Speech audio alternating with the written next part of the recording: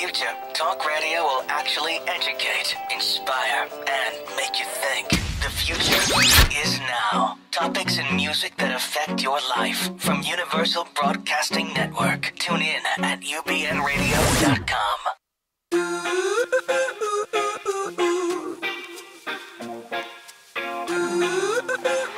All right, we're on.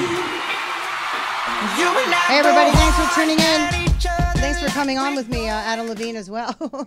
Thanks for tuning in for another terrific edition of What's Up with Kobylt and Friends. We got two Kobylts in studio today. We've got me, the number one Kobylt. That would be Deborah Kobylt. And joining me in studio is John Kobylt from the number one rated. Thank you. We got a lot of applause on my show. Pretty John good. Kobylt. I'm only the number 6 Kobylt in the family. You are actually. What is that behind Leo the dog? Yes. Too? And the cat, Athena? Yes. So that make you number 7. So John Kobylt, number one talk show rated host of KFI Radio on iHeartRadio, of course. Thanks for being here. And we're just going to sort of extend this conversation, which is what we do every night in my house, about guess who? Donald Trump. John and I will tell you, have some differing opinions on what's going on with the president, which is why I love to have him on, because it's my show. I could argue with him all I want and then tell him to go. Okay, so here's what I want to talk about first. The spending that he's doing with going to Palm Beach every weekend. With the guy's been in office 1 month, and he's been down to Palm Beach 3 times, to what, White House South. Give me a break. He's already, let me see, Obama's vacations cost, I believe, correct me if I'm wrong, $70 million the entire time that he was in office in 8 years. So far, Donald Trump has cost us, how much is that? In 1 month, I think $10 million just to go down to Palm Beach. Let's not forget what he's costing the New York City Police Department, which is $500,000 a day to secure Melania and their little son. I guess I get that. But you know what? Come May or June, they got to go moving down to the White House. We can't keep paying for this whole family. Then we've got the 2 sons and the daughter, and then that other daughter nobody talks about, and they're all paying for them too. This is ridiculous. Talk about taxpayer money and saving money. We're paying for the whole family. I don't know what you do about it because of the hyper security now. Okay, look. You know, especially in a terrorism era, please. That's what they're spending the money on. You know That's what? what they spend. That's what they spend on all presidents. All the living presidents still have Secret Service protection. It's an enormous budget line, but nobody's going to say, hey, we're cutting off the security. Got it. I got a new executive order for you. What? All kids over 21 years of age, get your own security. Besides that, the man's worth so much money, he could pay for security for his kids, the older ones. I don't know. The young kid and the wife, I guess I get it, but they ought to move. Yeah, I don't know how much kids and siblings are entitled to Secret Service security. I just don't know enough about it. But I don't know if that's true when you get old. But in any event, yes, I don't know what to tell you. It is a tremendous amount of money, but every president ends up costing some big amount of money. This is a month, 1 month, and he's but part of it is the situation in New York. But he's got his kid who they want him to stay in school for the rest of the semester. And part of it is New York. You don't have to go to Palm Beach 3 weekends out of the first month that you've been in office. What's that about? You know, all the presidents used to travel. They all had vacation places, if you remember. Nixon used to go to San Clemente. He used to go down to Florida. I do. Reagan used to go to his ranch. Bush used to go to his ranch. But don't most people get vacation time off you put in for the little schedule? You take off week X. This guy has put in for 3 of the 4 weekends that the man's been in office. Yeah. I don't get this. He doesn't. So he doesn't. He put in with the bosses, and that would be us as the taxpayers, no? Well, they put it in, and Congress approves the budget. He doesn't want to sit in Washington, D.C., because it's full of politicians. He's not a politician. That's not his life. He doesn't like those people. Well, since we got to secure New York anyway, tell him to go back to New York. I mean, what is this? We're securing Palm Beach, New York, Washington, D.C., and anywhere else his other 5 kids are. This is ridiculous. And what about grandkids? I mean, pets? All right. When Obama and Bush and the rest of them come to Los Angeles, what happens? They shut down miles and miles of road, miles and miles of freeway. It goes on for hours and hours. They have motorcades with 20 SUVs, and I get it. They've got armored helicopters. I mean, it's gotten nuts. Again. And I don't know. I don't know the security business. I don't know how to argue with that. Then on your show, which has a lot more listeners than mine does, you need to talk about it. This is a lot of money costing the taxpayers. You're always concerned about, the taxes and what government is costing us. I got one for you right there. So okay. So next. What else is he screwing Glad you want to up? program my show, but thanks. You need it a little bit sometimes. So, okay, what else is going on? He has effectively pissed off everyone from Australia. This man, I didn't vote for him, but I said, everybody calm down. Let's give him a chance. I've calmed down. I've given him a chance. I'm not happy that the fact that he is effectively pissing off everyone from Mexico to China to Russia to Australia, Sweden. I mean, who's next? Who's next? I think some of these countries should be pissed off. We should be pissing them off. This is not a way to be negotiating, though. Well, some of this shouldn't be negotiable. Some of this is you've been freeloading on us. You've been causing problems for us, and it's over now. Well, there's now a new set of rules, and if you don't like it, they don't care when they piss us off. This is an issue I've had for a long time. We're always worried about what other countries think.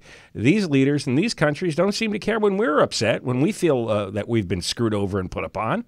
Goes both ways in a relationship. Okay, but look, he got into office and immediately the travel ban was pretty much rescinded. And now there's a new travel ban. You don't really think that he got into office and just sort of pushed things ahead without proper thought and without proper explanation? That caused a lot of time, a lot of screw ups. And now they've had to issue a new order anyway. Now I'm right. talking And then, about... right. Okay. But there's stuff that needs to be done, and it's going to be dramatic, and it's going to be bold, and it's going to get people upset. And some people have the right to file a lawsuit, and then the whole issue gets worked out in court. There's nothing wrong with that. That's There's nothing waste wrong of our time, a waste of the taxpayer money. I disagree with you. All presidents do that, though, because they want to see how much power does the president have on its own. Not everything is very clearly delineated in the Constitution or in federal law. So what you do, and Congress does this, and judges do this too, is you push and you see, what can I get away with? What's going to run into a roadblock? Now, the roadblock just may be a lawsuit that ties things up for months. The roadblock, maybe the Supreme Court says, no, you can't do this at all. It's clear. Obama ran into this. The Supreme Court shut him down on a number of executive orders.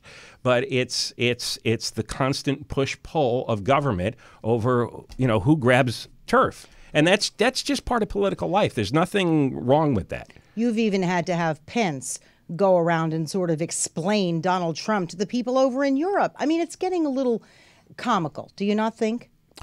What Trump said about Europe and NATO is, and this is true, we've been protecting them with our military for many decades. They haven't been paying their fair share.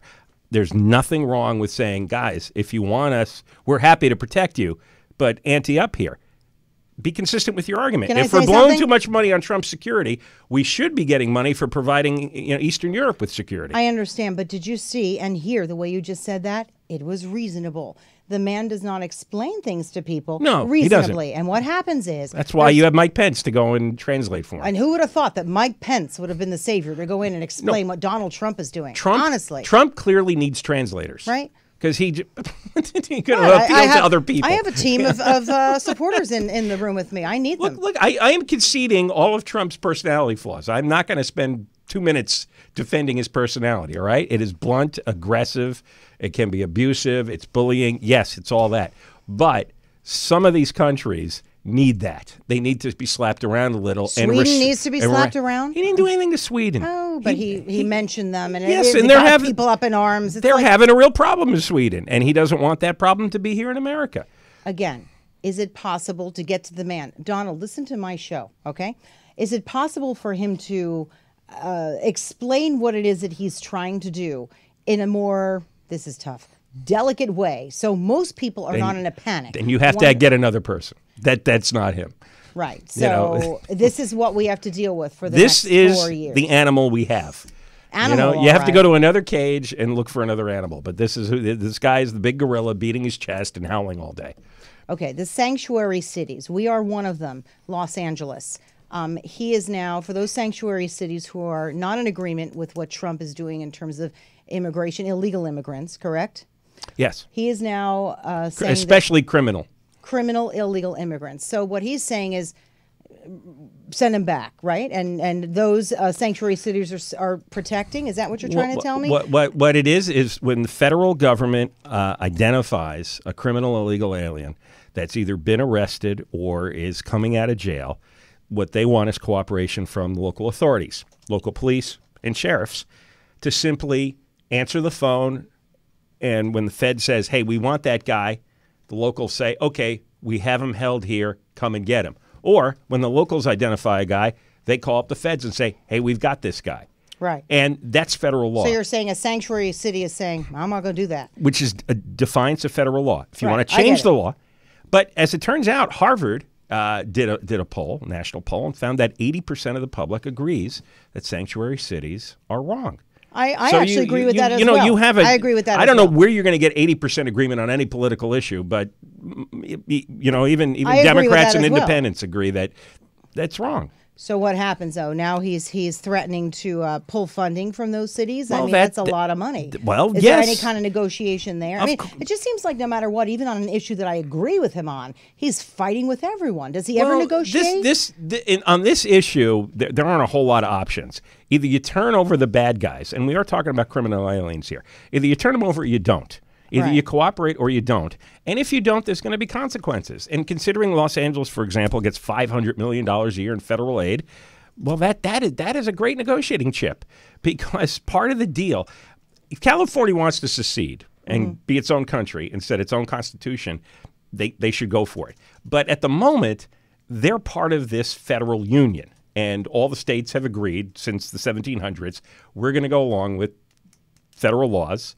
There's a lot that the states control themselves, and we got to play ball. Now, this is no different than the South refusing to abide by slavery laws back in the 1860s. They were in violation of federal law. Eventually, the troops got sent in to force them to comply. You can't have the states nullifying federal law. That's anarchy then. So what's going to happen? What's next? My guess, since Trump means what he says, and 80% of the country agrees with him, and the cities really want the money, that eventually they're going to cave in on criminal aliens. All right. So many people, countries, the world has now gotten a real taste of the way Donald Trump does his stuff. He just comes in and just shakes it up like an egg beater. Yeah. And then he just walks out of the room. So clearly this is what we are to expect over the next so many years. He was on display for a year and a half, so everybody saw this coming. I didn't. He even surprised me. I didn't think he'd be so much of a bully, just coming like a bull in a china shop. That's what was the whole campaign. Everybody thought he was suddenly going to play pretend and not be himself. I didn't say pretend. I just said at least negotiate somewhat or be a little gentler. So knowing that this is the guy we really, really have and that's not going to change, how does the rest of the world react to this? I mean, for example, look what's going on in China or over in Mexico. China, I think we've got to get better deals with China. If you talk with anybody who does business in China, you'll find out they do manipulate the currency. They do dump cheap products on the United States. They do tax our products over there. For everyone who's happy that all these jobs are leaving the U.S. and going to China, there are no environmental rules in China. What I'm surprised at is all the people who are worried about global warming don't understand that the reason U.S. companies go to China is they don't have to deal with any pollution issues. It's true. Not only global warming, there's a double standard that I talk about. But the real disgusting toxic pollution that you can't breathe. Everybody's seen photos of Beijing. It's really bad. And I'm surprised that whole crowd, that political crowd, is not screaming and yelling about American companies going there. You're right about that too. And polluting the atmosphere terribly. You're right about that too. But to my point, people don't understand. We suddenly are pulled out of the TPP, and people are saying, "Wait a minute, why? What happened?" If he were to explain, just the way you did, you're actually pretty good at that. You can be my campaign manager. Why not? Well, that's been talked about too. But if he would explain the reasoning behind it, because you're right about that. All the environmentalists need to take note of that and really take that seriously. No one really talks about that as much. Some of the greatest toxins out there do come from China. China is horrible. Yeah. There's nothing we can do in the United States to compete, no matter how much cutting we do and restrictions on emissions. Nothing we do will matter because of what China does. It absolutely overwhelms us. But does China care that we pulled out and that we're not going to be playing any ball? I mean, what happens next? Well, that's a sleeping giant that we just poked. The trade agreements can't be that we send our American jobs there. They send us cheap goods. They tax us on our products from the U.S. Some of these deals are really one-sided. So then what's the answer? Really terrible. What's he trying to do by pulling out of there? Get a fair deal. Get a better deal. What he said is you put American workers first. You put the American consumer first. What's the best deal for us? We are not getting good deals from these countries. And because for some reason in both administrations in recent years, Republican and Democratic administrations, our whole policy is let's not make everyone mad. And you can't go through, that's not reality. You have to make people mad. You have to be tough in negotiations. You know that. You're the toughest negotiator I've ever met in my life. All right, that's for buying a car. But you're never worried about making the other guy mad. You want to get what's best for you or the family, which is good. I'm a good negotiator. Yes. I don't like to get people upset or mad, so you're wrong about that, and I know you know that. It doesn't bother you if the car dealer guy gets upset. You still are going to get your price, and that's what he's doing. All right. So, Mary, you hear that? A friend of mine is here, and she's looking for a car. I keep saying, send me. I'll get you that car so cheap you won't believe it. So he's right. Oh, yeah. If you negotiated all the deals, the whole car industry would go out of business. This is true. Well, then he ought to put me in a cabinet or do something. You would be good. I mean, imagine my face up there. All those guys look the same. I mean, there's just one row of men who all look the same. White-haired, kind of red, blustery faces. Another time, another day. So, okay, let's talk about what's going on in Mexico, because I know you're going to have to go in about 2 minutes. That somehow ended up at the bottom of the news chain this week. All of a sudden, all this other stuff is superseded. So talk about Mexico. Well, they're pissed off too. Well, yeah, because Trump's administration is going to put out a pretty wide net to get illegal aliens removed. There are 950,000 who got final orders from a court to leave, and they didn't. And we didn't make them go. When was this? That was at the end of the Obama administration. There's a backlog of 950,000. Do some of them have paperwork in the system to become citizens? No. These are people who the judges have already looked at their cases and said, no, you can't stay here. You have to go. But they're never actually made to go. So Mexico's freaking out because they don't want to absorb these people. Mexico intentionally was greasing the exit for a lot of people to come here. They would hand out pamphlets to people to explain to them what to do when you get across the border in the U.S. I understand, but I also don't like to lump refugees, if you will, or immigrants, illegal immigrants, into one big category. They're not all going to be treated the same. You know, I do believe that if they are people who want to come here and work, let's face it, that they need to be assimilated into the culture, just the way that we did under Reagan. I mean, there are ways to do this. I don't know about those 950,000 illegal immigrants. I don't know their stories, but I'm sure they're not all the same. Do you see whatever what their stories were, they went through the court system, which is pretty lenient on this, and they lost. Mm-hmm. And they were told to go, and they're not. And it's not just Mexicans; it's people from all over. 40% of illegal immigration is people overstaying their visas from all the other countries in the world. I have to admit, that's tough to do, because when we went to Vietnam, we did it on a wing and a prayer, really last minute. We almost didn't get our visas, right? Yeah. And let's face it, if we got to Vietnam and our visas weren't updated or proper or right, they would have just shipped us right back. Right. I have to say, that does happen in other countries. Can you imagine if we'd gone to Vietnam and somehow snuck through without a visa?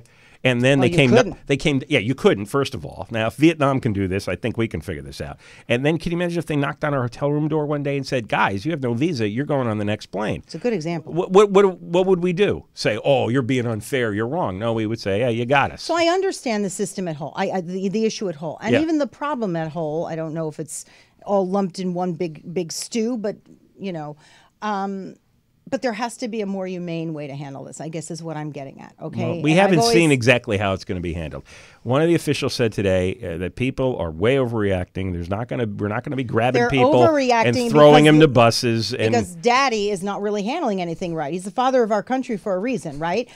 Trump is the father of our country. Well, isn't that what these guys are? The president, right? He's the leader, and you sort of.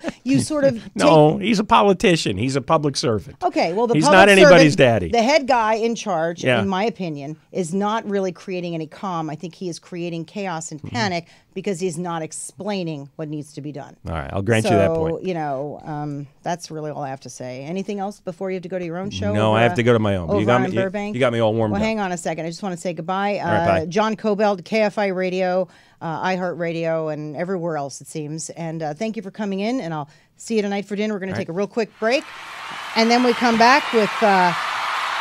Heidi Jo Markel, please tell me I'm saying your name right, because I can only screw up everyone's name. Okay. Stop Poaching Now. I'll be back in a few seconds. Shows that make you laugh. Shows that make you think.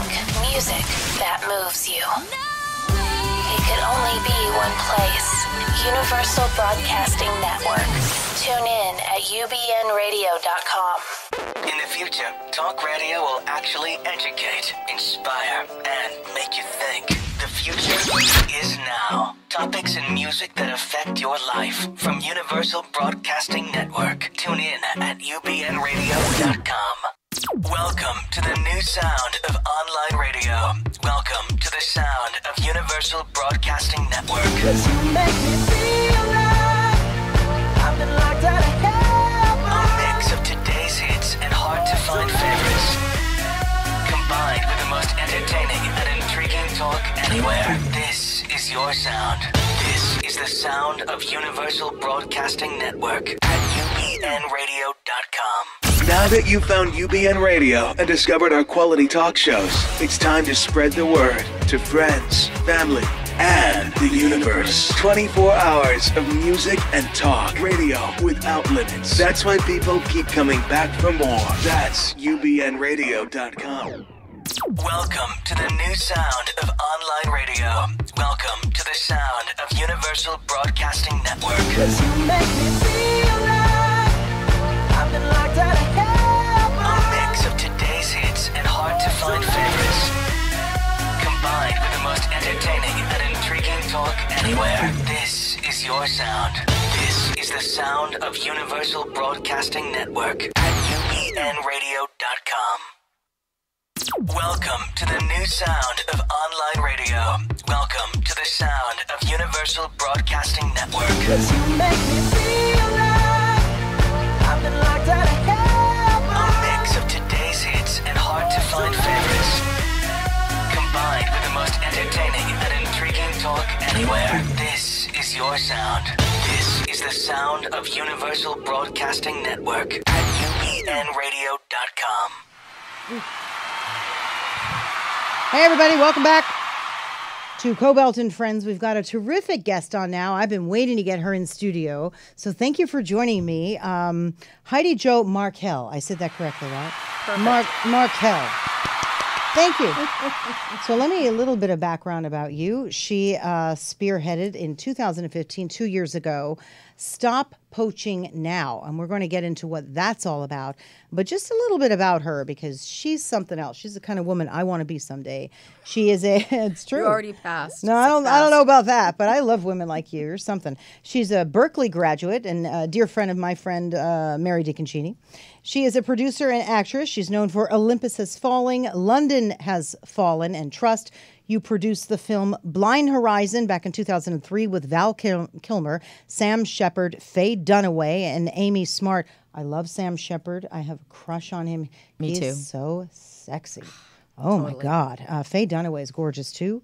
And then in 2004, you launched Eclectic Pictures, which is really amazing. And I love the name Eclectic. We were just talking before the camera started rolling that we're both eclectic people. And even the fact that you got that name is terrific, Eclectic Pictures. And your big passion, but you expose human trafficking. That's a passion of yours. And you're an environmentalist, a humanitarian. You're part of Heal the Bay, the Environmental Defense Fund. And again, like we said, in 2015, you spearheaded Stop Poaching Now. So I love that. The name of it says all, but I want you to explain to me a little bit. What is Stop Poaching Now, and what's the goal of Stop Poaching Now? Well, thank you for having me here. Well, she's Deborah. something, huh? I'm so excited. Yeah. It's great. It's really great. I just was watching the previous interview, and I'm just... Oh, about Trump? Could you imagine being at our dinner table? My poor kids. I have 3 boys, and they're like, ugh.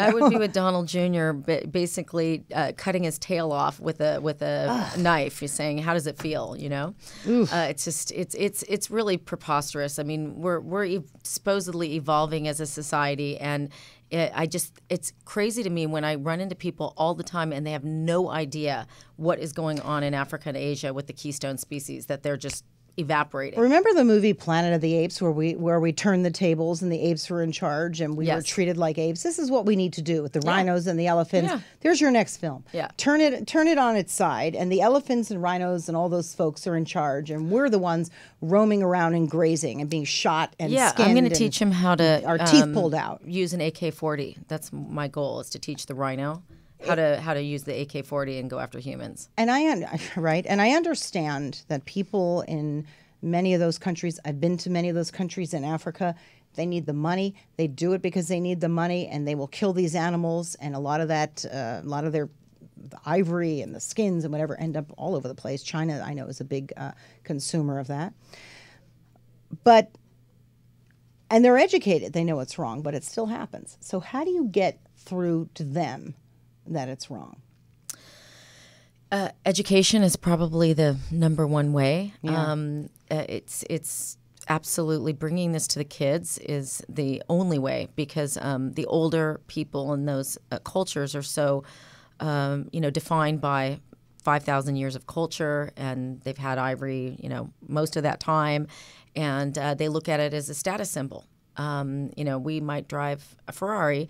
They have a giant ivory tusk in their living room bedazzled with rubies and sapphires. Are you saying the people in Africa, or like folks who buy that stuff in China? Vietnam, Taiwan, all Asian. It's Asian culture. It's a big. Have you been able to get to the consumer and say stop?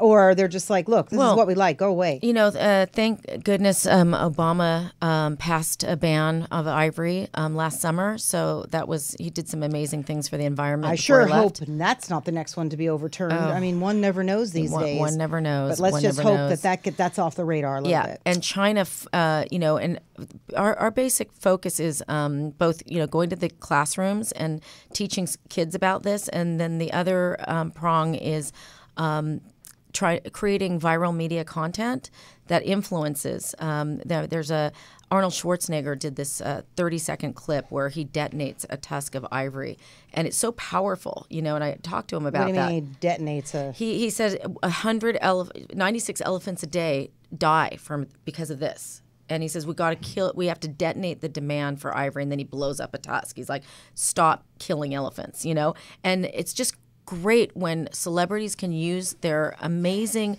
reach, and that goes to China, and kids see it he's the Terminator and everything. You're right. We got to get to the little kids. Yes. Because the people consuming this in China, and you say primarily a lot of the Asian cultures purchase this.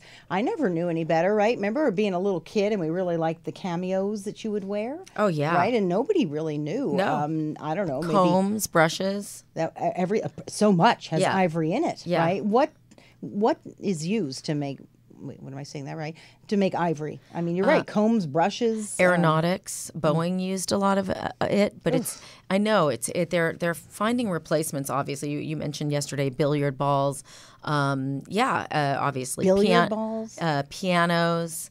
Obviously, but it's very easy to change out, and we have substances that are just as better than ivory. So it doesn't need to happen. It just doesn't, and it's gone to the point.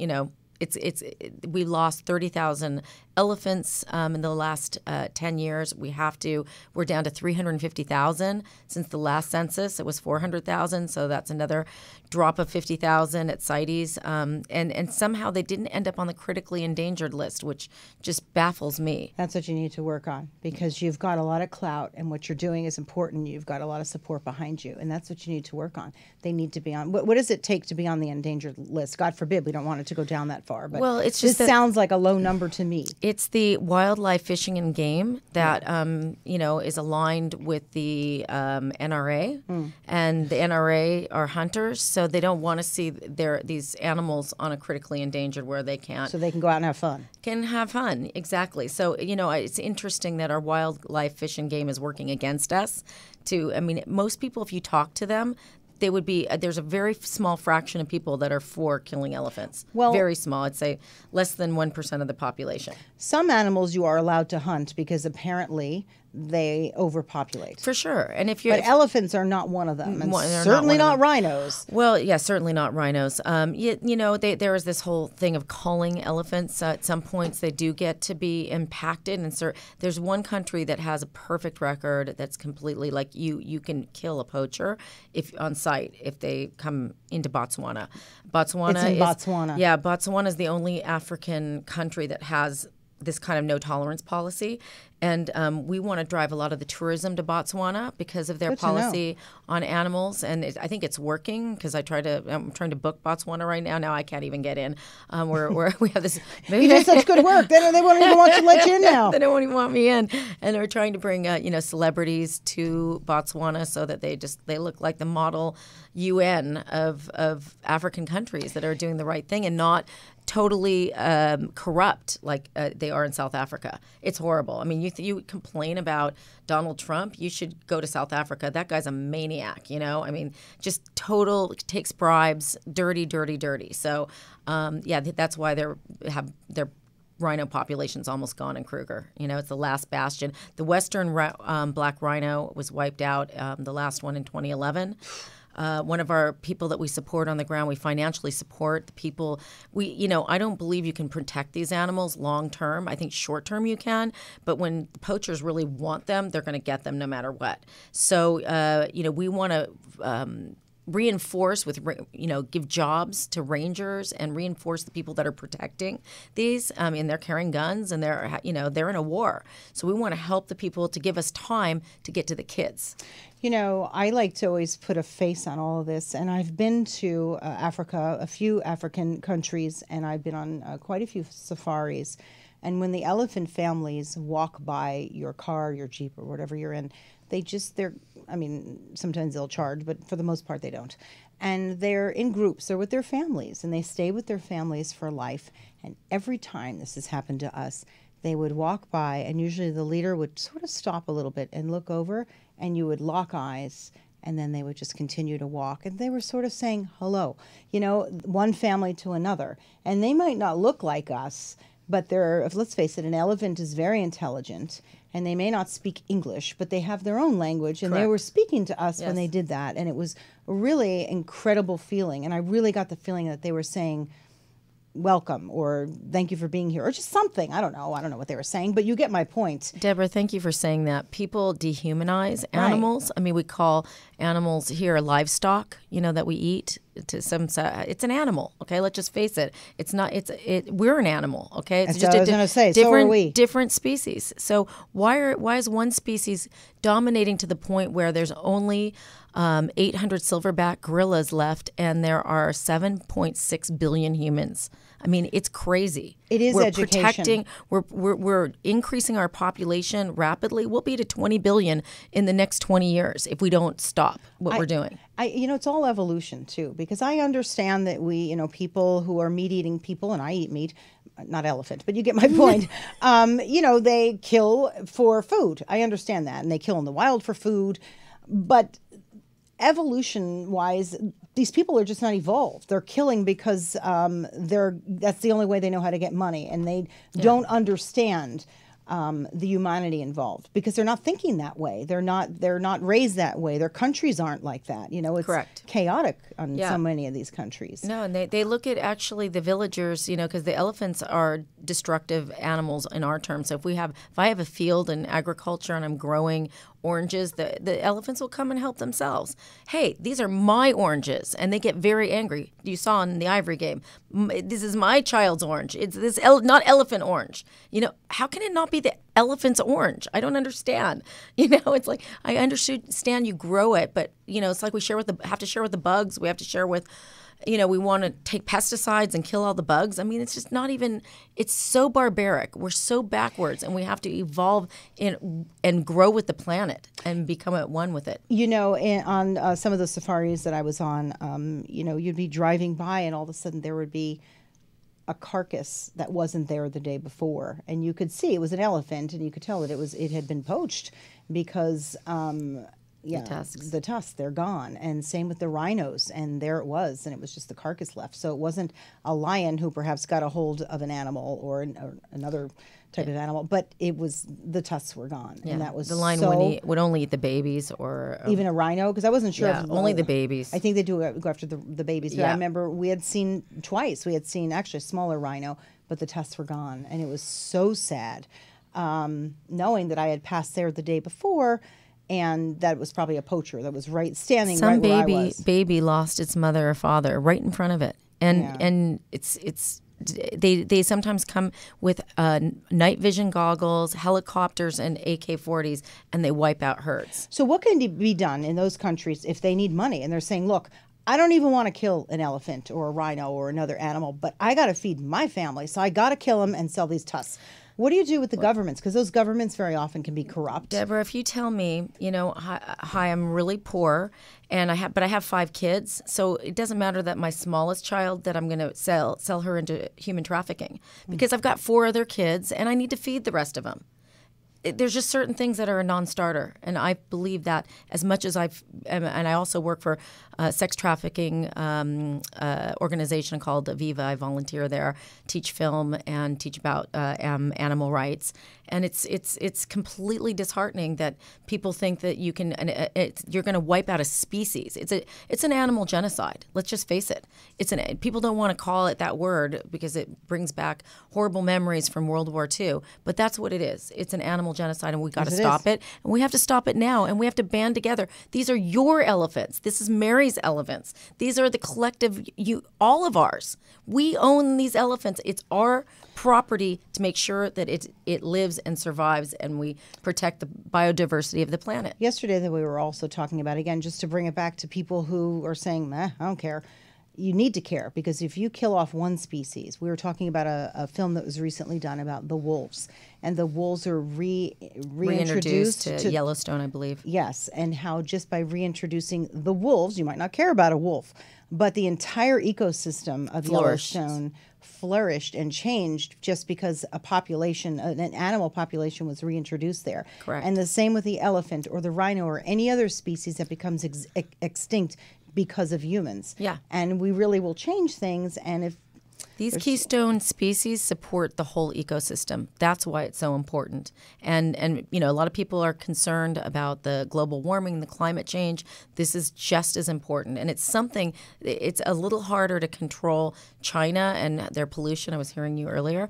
That is a problem. That is a problem, and we have a lot of problems, but this is something within our grasp. That we can control. We can control. Right. That's right. We just have to go through education, and we have to get to the consumer. I was a supporter of Hillary Clinton, and we had a discussion about this because she did a documentary called White Gold about the wiping out of the species of elephants, and it's very powerful, great documentary if you can see that in the Ivory Game. And White Gold. And she said, Heidi, you've got to get to the demand, because that's it. You've got to make. So that's why at Stop Poaching Now we work with artists, kids and artists, to create viral media content that will influence people, get into people's brains that this is something. Don't buy it.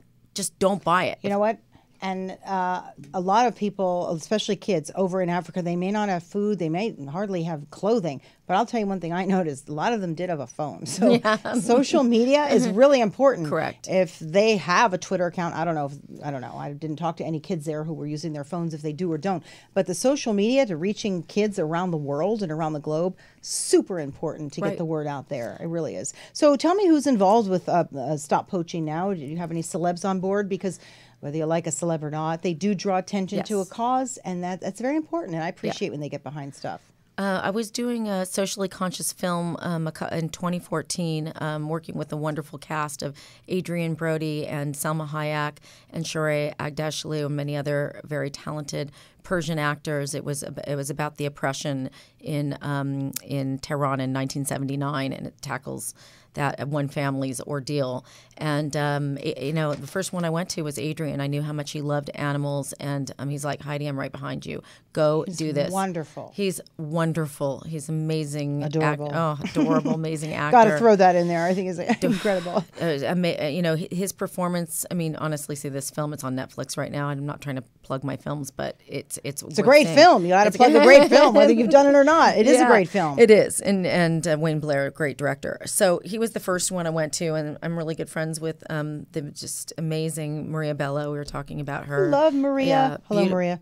She's gorgeous and such a humanitarian, and crossing into animals was a newer thing for her. She is such a cool girl. I mean, we talked about that yesterday on the phone too. Hip chick. I've known her for some time, and she's really hip. And if she really believes in something, she's behind it all the way. Just a really cool lady.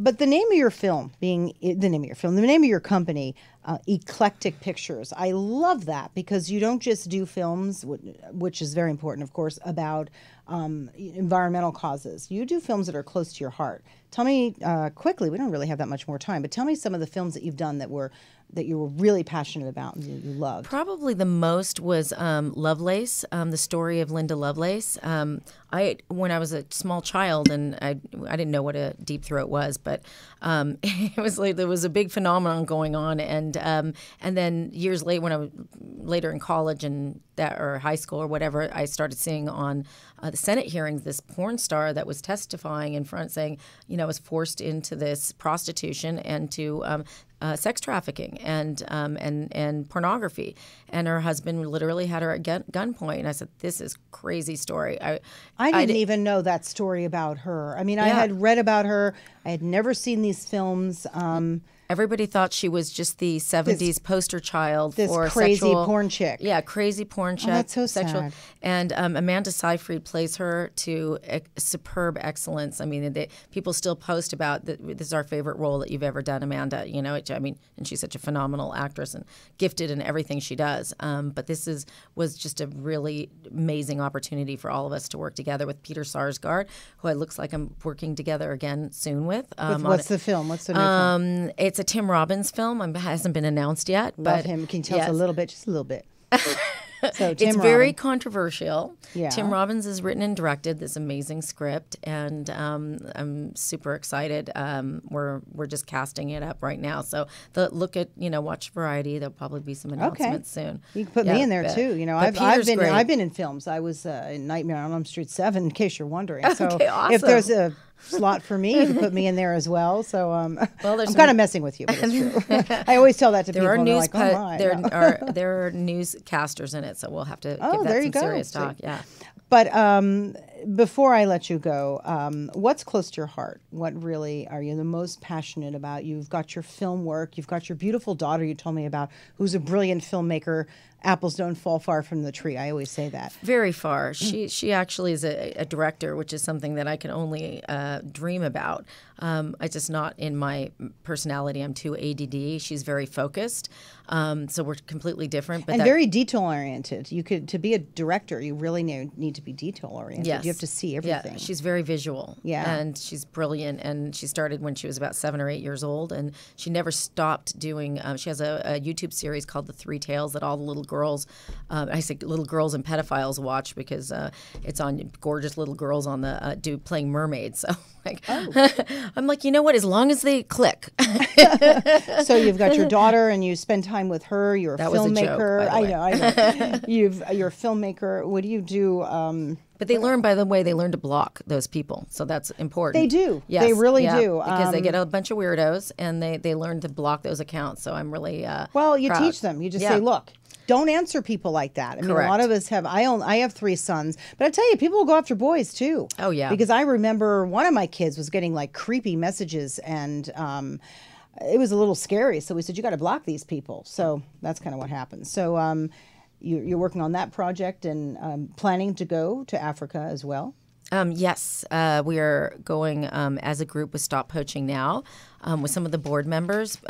We have met with several really amazing organizations that come here for money, obviously, and now we're going to go see them. I mean, I've seen, obviously, they've been well vetted, and other people that we know have been to their places, but now we get to go and really camp out in the bush and watch them protect rhinos with AK-40s, and I'm so excited about that. And bring a camera. I'm bringing my daughter. Bringing my daughter. Yeah, document. She's going to document everything. I'd like to know when you go. Okay, so why don't you tell everybody, how they can get involved with Stop Poaching Now and anything else you're working on that we could find you on social media. We're on all the social media platforms, but you can go to our website, which is stoppoaching-now.org. Stoppoaching-now.org. UBNradio.org, and please get involved. I mean, it's so important.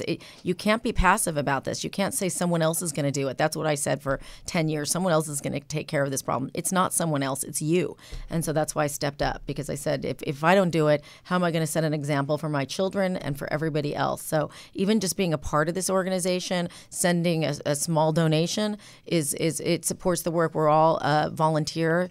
We have like one director that's paid. We have we work out of my office and my home, no overhead. We're just really about giving all the money to the cause. Doing the good work. Exactly. Heidi Jo Markel, thank you for being here. You were a delight, and This you're was beautiful, fun. and it was a lot of fun. Thank you, Deborah. I look forward to seeing you again. What a joy. Thank you so much. Thank you. All right, we'll be back in just a quick second. My next segment, we're going to talk very briefly about going to the Grammy Gifting Suite. That was a lot of fun. Welcome to the new sound of online radio. Welcome to the sound of Universal Broadcasting Network. You make me feel like I've been locked out of heaven. A mix of today's hits and hard-to-find favorites, combined with the most entertaining and intriguing talk anywhere. This is your sound. This is the sound of Universal Broadcasting Network at ubnradio.com. Shows that make you laugh. Shows that make you think. Music that moves you. It could only be one place. Universal Broadcasting Network. Tune in at ubnradio.com.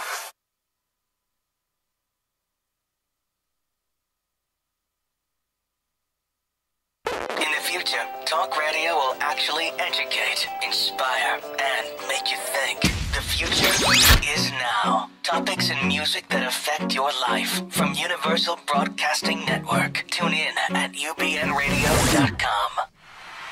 Hey, are we back? Okay.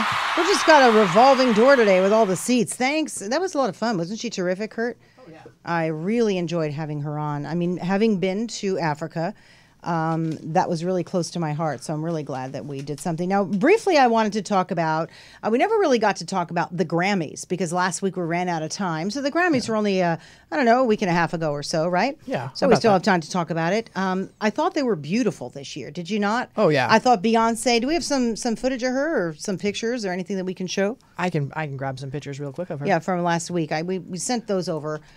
She was incredible. I thought Beyonce looked amazing. I thought Adele was incredible. Do we have all that? Hang on a second. Where are you? Where's my pictures? I can get all of them up here right now. We sent them over. You should have in our email. Okay. Am I putting you on the spot there? No, I'll get them in. Don't worry. Okay. Here we have Adele right there. There's Adele.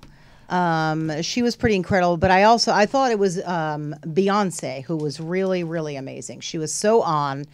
I thought Lady Gaga was incredible. But what's amazing is people don't realize there's an entire backstory. There's an entire week of stuff that goes on during rehearsals and whatnot. And one of the most fun things to do, is to attend a rehearsal. That is such an incredibly fun thing to do, but also to be invited to the Grammy Gifting Suite. Now, there's a couple of them, and we were invited. Kobylt and Friends is invited to attend the esteemed one over at the Staples Center. We got to see some of the stuff that the artists get to take home in their little baskets, which is really amazing. Someday I'm going to come back in my next life as a Grammy artist, and I'm going to walk away with some of that stuff. But it's really entrepreneurial and interesting. There was also another gifting suite at the SLS Hotel in Beverly Hills. There's a few of them, but I was really thrilled to be able to attend some of them, and I attended them with my dear friend Mary DiConcini. She agreed to sort of be in studio with me. Thanks, Mary, for being here. Sure, happy to. What was really fun, and I noticed there's a lot of these great business ideas that people have. One of them, and I'm not sure if we have a picture of it, it was called Gold Leaf Gourmet. Do you remember that? Yes, a fascinating way for anyone who knows even has slight artistic talent to make their own designs on chocolate. I was shocked because I said, wait a minute. Do we buy the chocolates and they come delivered in a little box? They said, no. They deliver it to you, and you are actually able to make these little chocolates by yourself and decorate it. And beautiful custom designs. And for somebody like me, I can't even believe that I would be able to do it. But I'm going to try that one because I thought that was terrific. So that was a really, really clever one. There were quite a few of them there. What stood out to you? Well, we met this wonderful artist, a British fellow named Tunka, who makes do you have a picture beautiful of him? street art. There he is, right there. And I loved this guy. I thought he was incredible. Well, and very talented, and not just as an artist, but you have the opportunity with every piece of art you buy. He will make a bespoke piece of music to accompany your painting. Okay, and the piece behind him, if he didn't sell it, I want to buy it. I loved that piece. Remember, I kept going back to him. you were drawn to it from across the room. I was drawn you to beelined it. over. I did, from across the room. Not just a poster, although that'd be nice, but I would love to actually purchase that piece of artwork. I think he's brilliant. He's going to go really far. But I love that, he's an up-and-coming guy. Not a lot of people know about him yet. But he will be on the map, no doubt. Oh, and, yeah. He has some gallery space in London, but he's on the map here in the U.S., so we were thrilled to have the chance to meet him. Yeah, and also there's one that you're wearing on your face today, I believe, right? What you got on there that makes you look so young? Oxygenetics. Oh, I love that. Is a very clever concept. It's an oxygen-based moisturizer and makeup line that really helps to rejuvenate your skin cells with oxygen. And as we all add each year onto our life, sadly, the amount of collagen decreases in our skin. So this is a really important... Well, maybe for you, not for me. But you know what I'm saying? No, it is. It gives you that dewy feel, right? That dewy look. I mean, look at your skin. You look gorgeous. I know that you put it on just before you got here. So. Well, thank you. But it was wonderful to see how easy through...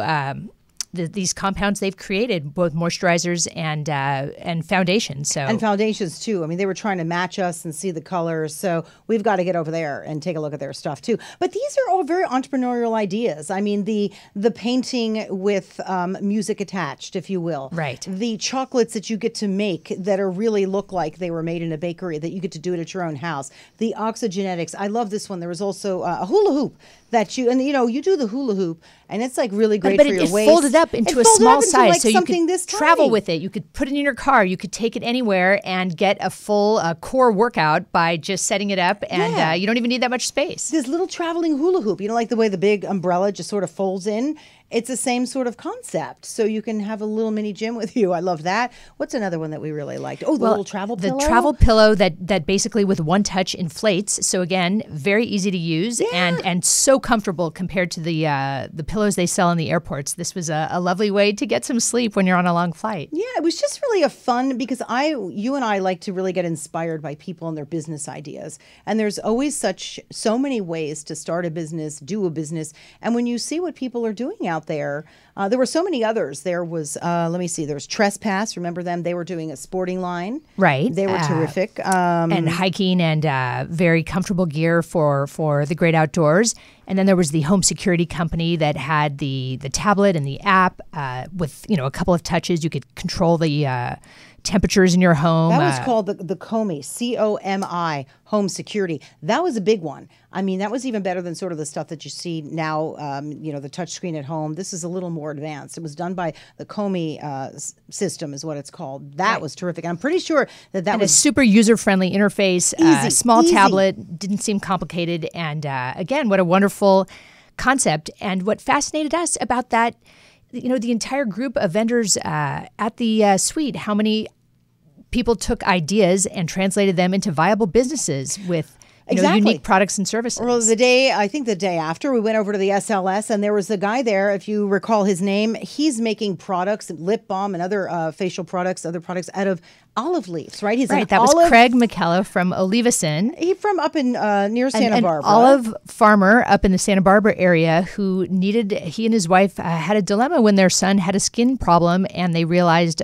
maybe the olive leaf has some merits. And from that idea, they started a whole line of skincare products based, derived from the olive leaf. And then, of course, the app, the environmental app. What the name of that was? Earthmom.org. I loved that. Randall Spence, the founder, was very dynamic, and he has created really a movement to help fight pollution on a global level through social media. Right. And the idea is if you are purchasing a product or whatever you're doing and you see that app, his app, then his icon on the little site, icon on the site, then you know that it is an environmentally friendly product, or they are interested in at least promoting the environment. So I think that's terrific. That's going to go far as well. But there's just so many great ideas. So when people are looking for something to do or they have an idea, I guess the point of this little segment is to say, you know what, you can be inspired just by looking around your own kitchen, your bathroom, your bedroom, or as you're driving around. There's always something you can do. And do it a different way and try and find a way, especially with social media today. Get the word out there. Absolutely. I think it's really exciting. And the passion that these entrepreneurs had about their concepts and the way that they, really believed in what they did and took these ideas to reality was so impressive. Just like Heidi, just like anyone, you just don't give up. If you're passionate about something, you don't give up. So that's my final word of the day. It's been a really fun day. Thanks for joining me. I didn't mean to sort of put you on the spot, but you're so welcome. You were my, you went with me that day. We had such a great time. So I thought, why don't you come on and explain what you saw too? So anyway, thanks for being here. Another fun edition of What's Up with Kobylt and Friends. We'll see you next week. Bye-bye.